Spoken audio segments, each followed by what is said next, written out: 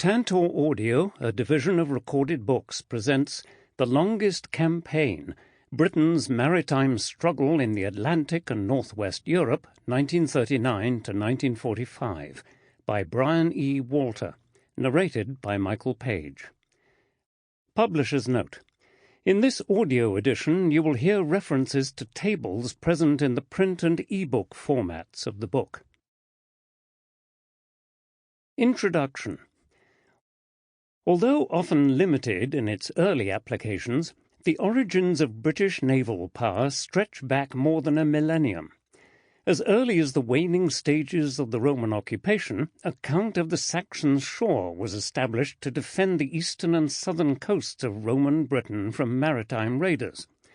In the 9th century, Alfred the Great created a small naval force to counter Viking marauders plaguing his Anglo-Saxon kingdom of Wessex.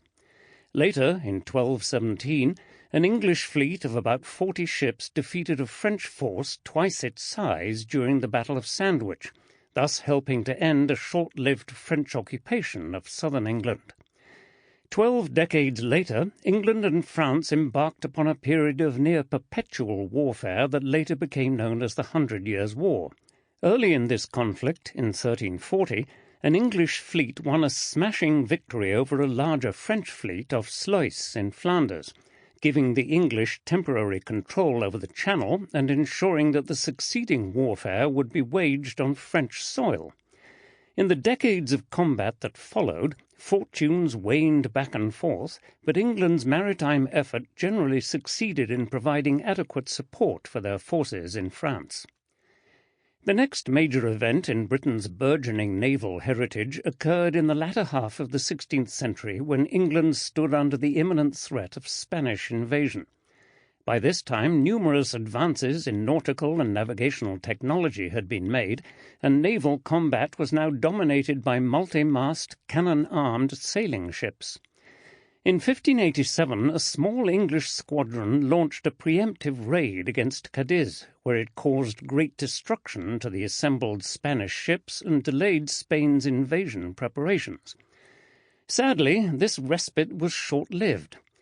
On 19 July 1588, a Spanish force of 130 ships, known as the Spanish Armada, entered the western English Channel and proceeded towards Calais, where it planned to embark an invasion army for a subsequent assault against England.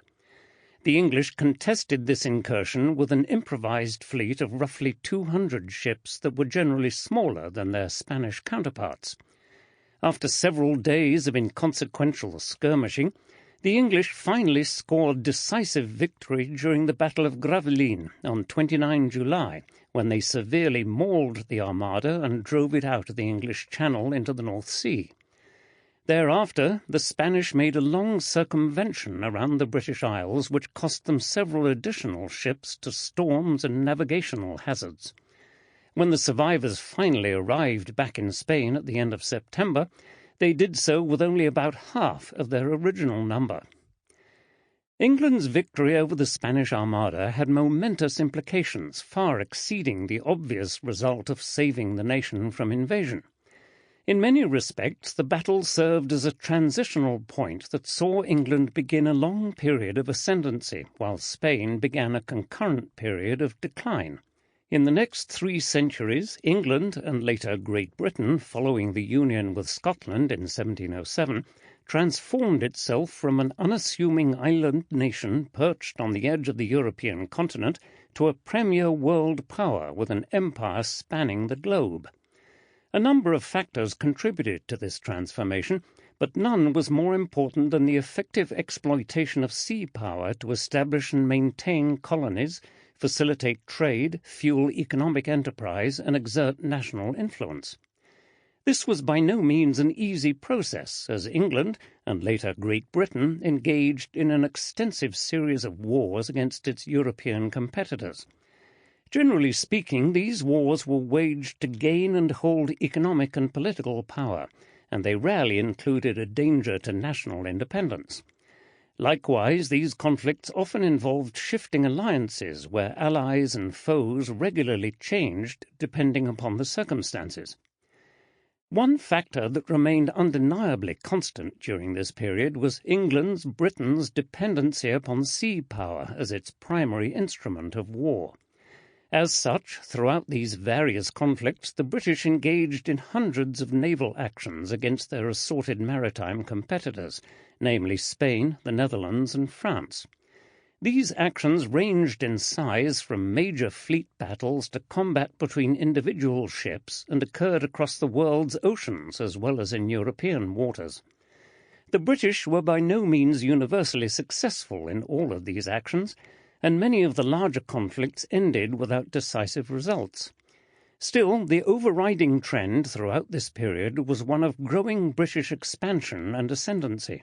In keeping with this, the British won a number of noteworthy victories during this time, including at Portland, Gabbard Bank, and Scheveningen in 1653, Santa Cruz in 1657, Lowestoft in 1665, La Hogue in 1692, Vigo Bay in 1702, Cabrita Point in 1705, Cape Passero in 1718, Cape Finisterre in 1747, Lagos and Quiberon Bay in 1759, Cape St. Vincent in 1780, and the Saints in 1782.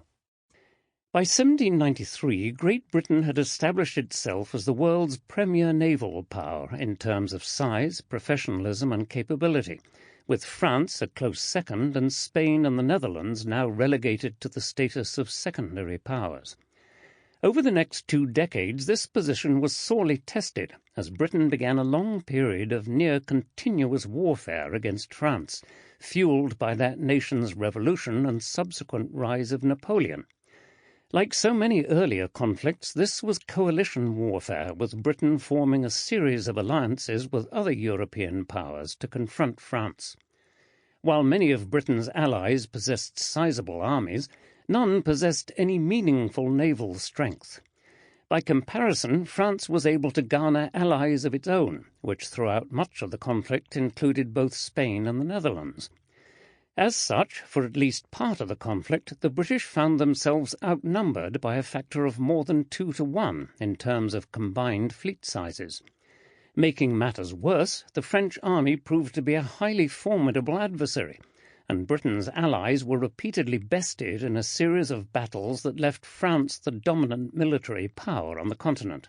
By the early turn of the century, this dominance threatened to encompass Britain itself as the French made preparations to launch an invasion across the Channel. With an assembly of 130,000 French troops in the Boulogne area, this constituted Britain's most serious invasion threat since the Spanish Armada. Fortunately, throughout this period, the British Royal Navy effectively answered France's many triumphs on the battlefield with its own series of spectacular maritime victories and dozens of lesser successes. In terms of the former, the first major achievement occurred in the opening year of the war, when British forces temporarily occupied Toulon and seized or destroyed a third of the French Mediterranean fleet. Then, on 1 June 1794, the British Channel Fleet scored a striking tactical victory over the French Atlantic Fleet some 400 nautical miles west of Ushant. 3 years later, disparate British squadrons scored noteworthy victories against Spanish and Dutch forces at Cape St. Vincent and Camperdown, respectively.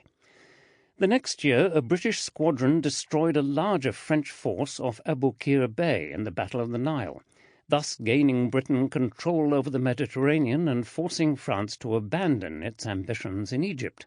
In 1801, a British squadron destroyed a large portion of the Danish fleet at Copenhagen, tightening Britain's blockade against France. Finally, in 1805, a British fleet won a decisive victory over a larger Franco-Spanish fleet off Cape Trafalgar, in which the latter was largely destroyed. This spectacular victory solidified Britain's maritime dominance and irrevocably eliminated the threat of invasion to the British Isles. While the war continued on for another 10 years, the remaining naval portion was limited to minor actions, including follow-up British victories at Cape Ortegal in 1805, San Domingo in 1806, Basque Roads in 1809, and Lissa in 1811. Meanwhile, French fortunes on the battlefield eventually waned, culminating in their final defeat to an Anglo-Prussian army at Waterloo in 1815. The conclusion of the Napoleonic Wars brought about a period of relative peace and stability to Europe that lasted almost a full century. Given this circumstance, the Royal Navy enjoyed a similar respite from hostilities. In fact, during the next 99 years it only participated in one major naval battle, which occurred in 1827 when a combined force of British, French and Russian warships destroyed a larger Turkish-Egyptian fleet at Navarino Bay in Greece. Devoid of significant European commitments, the Navy turned most of its attention to consolidating, expanding and policing the British Empire, while concurrently ensuring freedom of navigation for global British trade. Related to this, the British also made considerable efforts to suppress piracy and international slave trading. Meanwhile, the merchant fleet, which for centuries had played a significant role in facilitating Britain's maritime ascendancy, now enjoyed a period of unparalleled dominance as an ever-increasing number of British merchant ships staffed by the world's largest merchant marine of trained commercial seamen traversed the world's oceans in pursuit of international commerce. In carrying out these various activities, the Royal Navy and British Merchant Marine played an essential role in bringing about a period known as Pax Britannica, in which the British Empire became the global hegemonic power. This, in turn, brought immense prosperity to the British nation and served as an instrument of stability and advancement throughout the world. The period also brought about great technical and industrial innovations that changed the face of naval warfare. In quick succession, the ships of the Napoleonic era became obsolete, as the various navies built a series of new vessels in which steam propulsion replaced sails, iron and later steel construction replaced wood, and rifled, breech-loading turret-mounted guns replaced smooth-bore, muzzle-loading deck guns. At points in time, this became a race between the various naval powers, and the pace of technical improvements was so great that ships were literally obsolete as soon as they were built. Yet through this all, the Royal Navy maintained a level of overall superiority in terms of numbers and tradition, if not always in technology. Then, in 1906, the Royal Navy achieved a transitional milestone when it launched a new class of dreadnought super battleships that set the standard for all the world's navies to emulate. Soon the fleet hierarchy consisted of a whole series of heavy warships, including battleships, battle cruisers, iron cruisers, light cruisers, and destroyers. All of these vessels were immensely more powerful than anything imagined just a few generations before. Other technical innovations that came to the forefront during this period included submarines, mines, torpedoes, the fledgling airplane, and radio. In the opening decade of the 20th century, Britain retained its position as the world's premier naval power, but found itself increasingly challenged in this regard by the recently established state of Germany. During the same period, economic and political rivalries and unrest in the Balkans threatened to unravel the stability that Pax Britannica had garnered over the previous century. As tensions mounted, the various European nations paired off in differing alliances to counter perceived adversaries. In 1914, war finally erupted and quickly escalated into a conflict of unprecedented proportions that eventually pitted the British Empire, France, Russia, Italy, and the late-coming United States against the German, Austrian-Hungarian, and Ottoman empires. This was primarily a ground war, with the naval contribution overwhelmingly focused on supply and blockade operations carried out by the two major naval antagonists, Britain and Germany. In this, there were only a handful of materially significant naval battles, including Heligoland Bight and the Falkland Islands in 1914, Dogger Bank in 1915, and most notably Jutland in 1916. Beyond this, the naval conflict primarily settled upon the execution of submarine and mine warfare. In many respects, this was grueling and unspectacular duty, but in the end the Royal Navy and British Merchant Marine prevailed in all their objectives and performed an essential role in bringing about victory for the Allied powers in what eventually became known as World War I. This conflict also saw the birth and rise of a new service that joined the Navy and Army in Britain's military establishment. In the 55 years prior, there had been some limited use of stationary balloons to perform reconnaissance, but World War I saw military aviation become an integral component in the execution of national warfare. The primary instrument in this new military revolution was the heavier-than-air airplane, which had only been in existence for 11 years prior to the start of the war. Not surprisingly, these early aircraft were extremely primitive and were initially only used in a reconnaissance role. However, within a matter of months, the various combatants began incorporating a progressive series of technical improvements to their aircraft designs while expanding their uses into a variety of functions, including tactical air support, strategic bombing, aerial combat, and maritime support. In terms of the latter, on several occasions, bomb- or torpedo-armed aircraft carried out successful attacks that sank or damaged both naval and commercial vessels, thus establishing the airplane as a legitimate weapon in maritime combat. Meanwhile, the expansion of aerial operations continued, and by war's end, all the major combatants possessed sizable air forces to carry out this new form of warfare. Of these, none was larger than Britain's Royal Air Force, which was also the first such command to gain independent status from its naval and army counterparts. With the cessation of hostilities in 1918, the world entered into an uneasy and turbulent peace. Much of Europe was engulfed in political disillusion and revolution, while new global powers such as the United States and Japan came to the forefront of the world stage. This was also a period of economic turmoil, which ultimately morphed into a global depression by the end of the next decade. To maneuver through these difficult times, a war-weary Britain embarked upon a path of diplomacy, arms control, and collective governance as a means to ensure peace and stability. In this regard, Britain was not alone in its diplomatic approach, as a wave of pacifism spread across much of the world in response to the carnage of World War I. In the maritime realm, this manifested itself in the adoption of the Washington and London treaties, which curtailed the short-term prospect of a new naval arms race, but put significant constraints upon the Royal Navy. Unfortunately, these noble sentiments and efforts quickly proved inadequate in preventing the rise of new adversaries, namely Imperial Japan, Fascist Italy, and Nazi Germany, that once again threatened the world order. Of these, Germany was by far the greatest threat, as it aggressively rebuilt its military, reoccupied the Rhineland, annexed Austria and Czechoslovakia, and made territorial demands against Poland that finally prompted Britain and France to offer Poland defensive guarantees.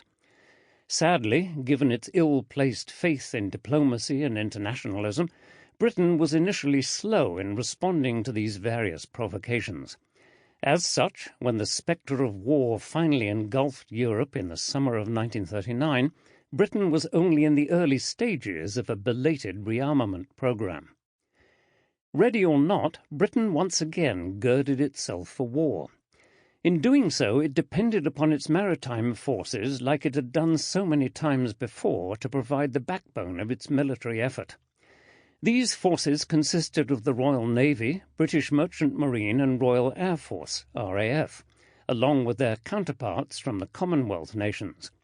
In considering the standing of the Navy and Merchant Marine, the British could look back over the previous 400 years and take solace in a maritime heritage that was second to none.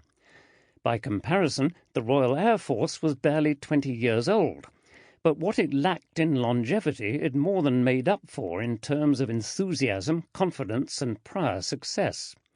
As had happened so many times in the past, the hour was once again at hand to put this legacy and esprit de corps to the test. This presented Britain's maritime forces with their greatest challenge to date, as they confronted a collective enemy of unprecedented power and malevolence. At stake was not only the survival of the nation, but the prospect of a dark and sinister future for all freedom-loving people. With the world literally hanging in the balance, Britain's maritime services once again answered the call of history and went forth to do their duty. Explanatory notes. Main vessel categories: principal warships, major combat vessels ranging from battleships to large purpose-built minesweepers broken down into 12 class groupings listed in Chapter 11. Merchant commercial vessels, civilian vessels used for trade or other commercial purposes such as fishing. Minor warships, auxiliaries, small coastal combatants of less than 500 tons, military support vessels and commercial vessels converted to perform military tasks. Vessel sizes. The two primary means used to delineate vessel size are displacement and gross registered tonnage.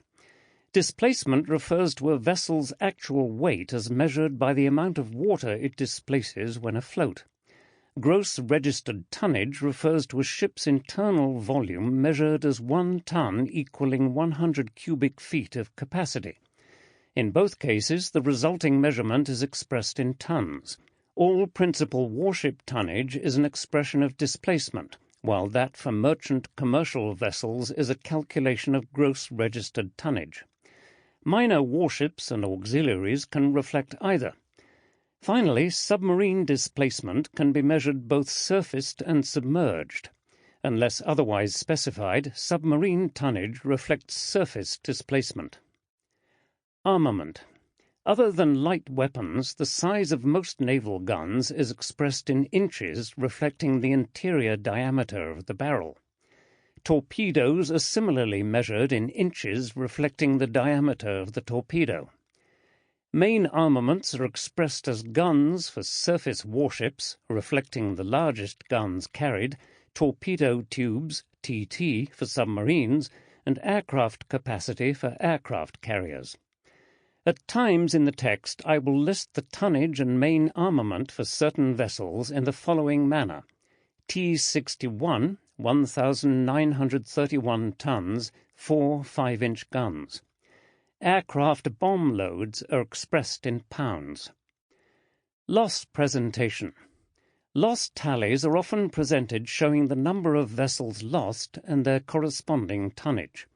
In terms of merchant commercial vessels, these tonnage figures reflect gross registered tons. However, in the case of military vessels, tonnage figures can be a combination of both displacement and gross registered tons based upon the vessel types involved. While mixing these calculation methods is not ideal, I found it to be the most practical way to present the information reflecting the primary source data. Chapter 1.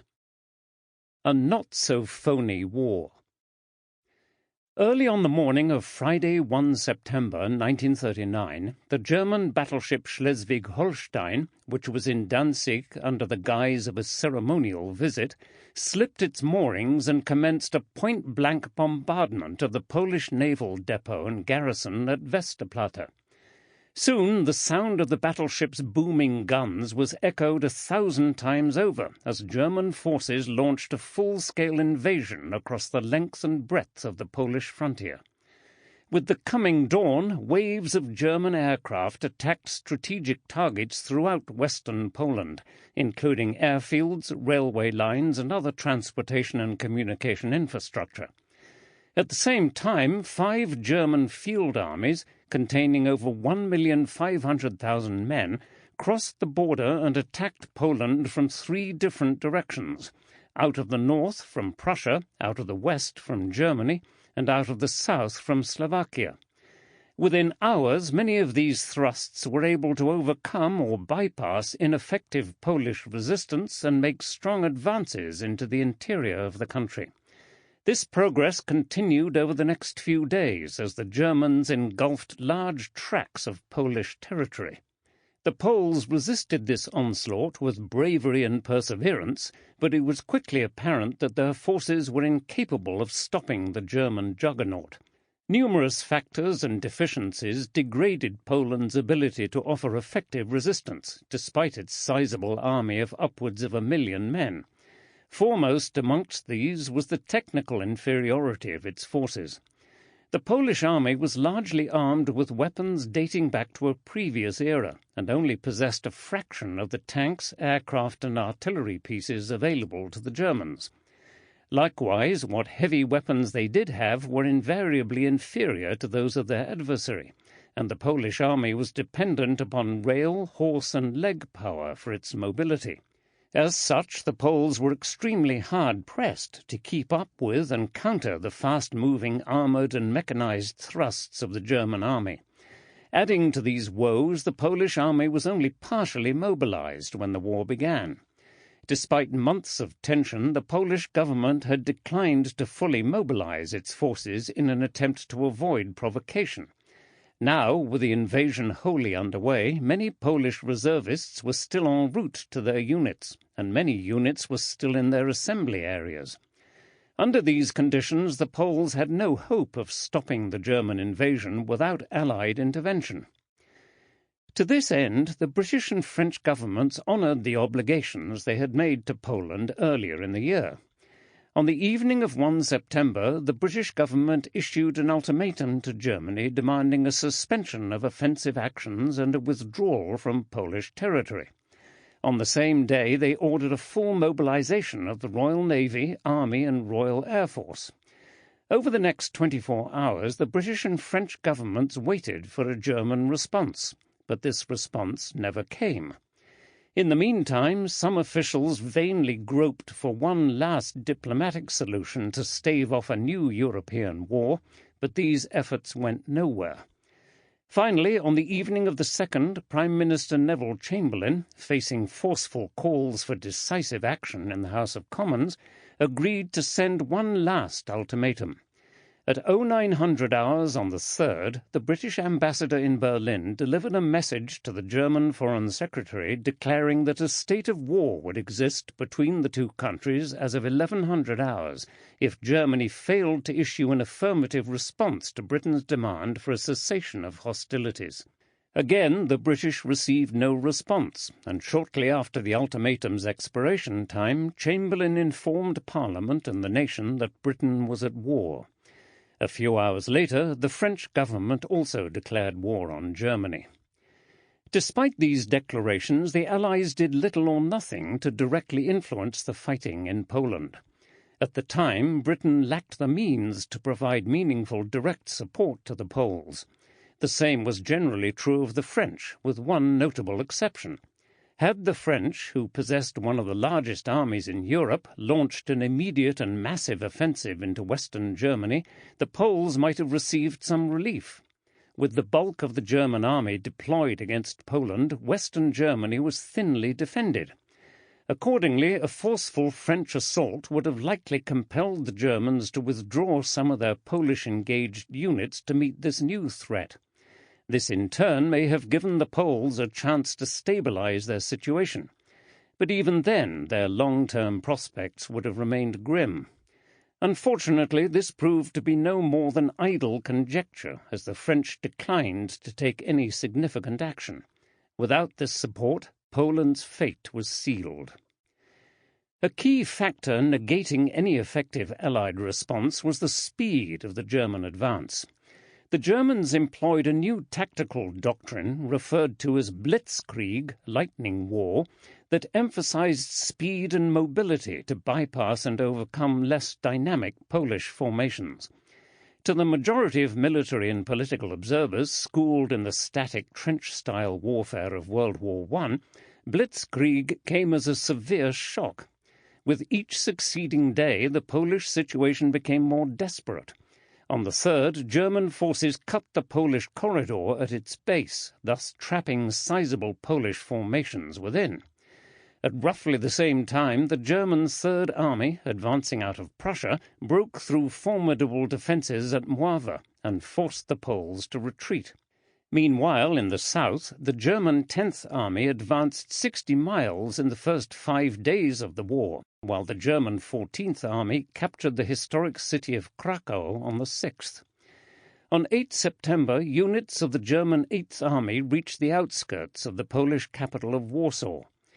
In the days that followed, other German spearheads converged on Warsaw, and the Germans began a siege of the Polish capital. Meanwhile, on the 10th, the Polish commander-in-chief... Sample complete. Ready to continue?